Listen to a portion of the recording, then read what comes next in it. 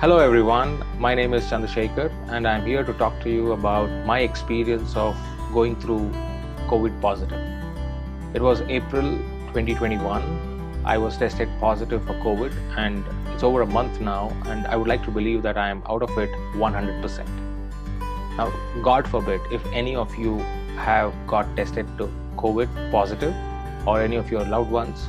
In my opinion, there are only three things which we should strictly follow.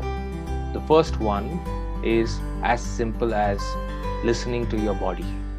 Each one of us are unique and each one of us have a unique body. We got to be cognizant of that and we have to listen carefully.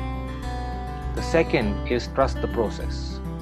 COVID-19 is no more news to us. We are all used to it for over 15 months. Enough medication and enough protocols have been established. If we can believe in that and trust the process, I think we can successfully come out of it like I am standing in front of you. And the last one is, in my opinion, the most important one. It's mind over matter.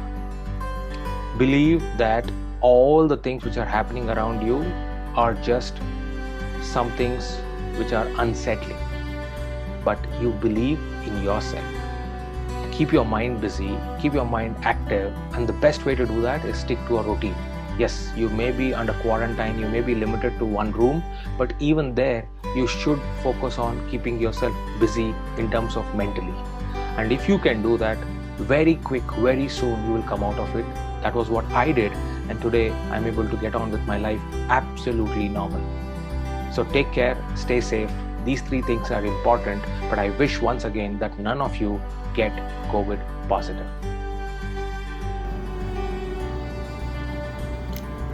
Life has a way of teaching lessons in difficult ways. Because life believes that the more difficult the lesson, the stronger we become. But like in school or college, when we fail a subject, we don't stop, we don't stagnate, so must not we in life. We do become stronger, I promise. And we also learn to move ahead, if not move on.